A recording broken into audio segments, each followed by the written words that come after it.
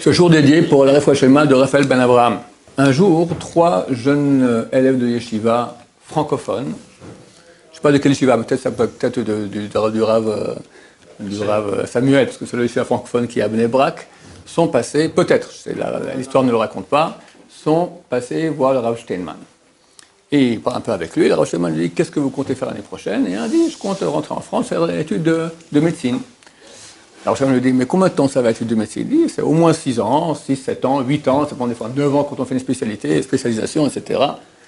Alors, je lui dis, mais je ne comprends pas. Combien de temps après tu vas pratiquer la médecine? Jusqu'à la pension, jusqu'à ce qu'on sorte de la retraite, peut-être 40 ans, allez, à tout casser 50 ans si on veut encore rajouter. Il dit, t'entends ce que tu es en train de dire? Pour 40 ou 50 ans de vie, tu fais une préparation de 6, 7, 8 ou même 9 ans d'études. Et pour Olam Haba qui est infini. Combien de temps tu as pour préparer? Tu n'as qu'une petite vie. Une petite vie de rien du tout. Tu vas perdre ton temps maintenant pour quoi? Pour ton estomac. C'est vrai que tu as besoin de survivre, mais personne ne crève de faim. Tu peux aller étudier, parce qu'on parle maintenant de préparer tes études pour Olam Haba qui est infini. Je ne sais pas si le jeune homme a écouté le conseil du Rav Steinman, mais nous pouvons l'écouter. C'est-à-dire que celui qui a les moyens, les capacités d'étude. Il y en a qui ne sont pas des gens scolaires, ils ne peuvent pas rester assis, on appelle ça en hébreu, ils ont des kotzim, ils ont des épines sous le postérieur, ils sont assis trop longtemps, ça ne tient pas.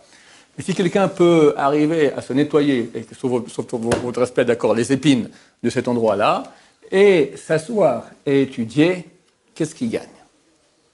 Il gagne qu'il devient mi-ochle aman, comme ça Rocheman, dans d'autres occasions, il a dit, de ceux qui mangent la manne, c'est-à-dire qu'ils reçoivent le cadeau tous les matins. Ils ont une parnassa anormale. Baruch Hashem, on voit qu'il y a un monde entier, d'accord, peut-être, je ne sais pas, au moins 100 000 personnes, qui éduquent leurs enfants, les garçons, étudient la Torah, que ça. Jusqu'au mariage.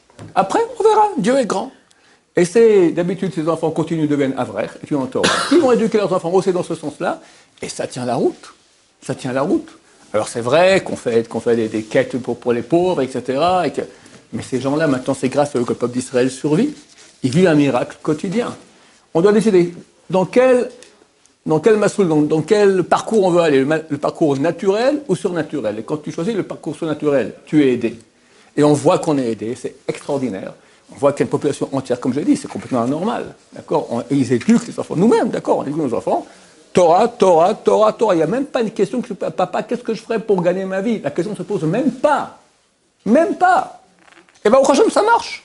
Ça marche. En tout cas, les gens qui sont sérieux en Torah, c'est certain que ça marche. Il y a des glandouilleurs. Pas beaucoup, mais il y en a. Eux, c'est une autre question. Des fois, Hachem, il leur fait que leur situation est tellement difficile, il les met dehors de la yeshiva, va travailler qu'est-ce qu'il est en train de chauffer les bancs. Et c'est normal. C'est bien qu'il n'y ait pas de chauffe-banc dans le monde des yeshivot. Mais bon, au Hachem, il y a une grande majorité qui sont sérieux et qui sont aidés de façon miraculeuse. Que Dieu nous aide à faire partie de ces gens-là et pas de ceux qui vont perdre leur vie pour leur estomac. Et très souvent, beaucoup pour pire que l'estomac. L'estomac, on peut dire à Dieu, j'avais faim, d'accord. Mais c'est le cas, c'est l'honneur, le statut social, c'est la bagnole, c'est les vacances, c'est le pavillon, c'est toutes ces bêtises-là. On finit tous 1 mètre sous terre. Et après, on arrive là-haut et on va se taper la tête dans le mur. 1 million, 2 millions, 10 millions, 100 millions d'années, toc, j'ai été idiot. J'ai 100 millions d'années, tu tapes la tête dans le mur, j'ai été idiot. Aïe, que Dieu nous aide à faire des bons choix. Baruch Adonai, l'olam, amen, amen.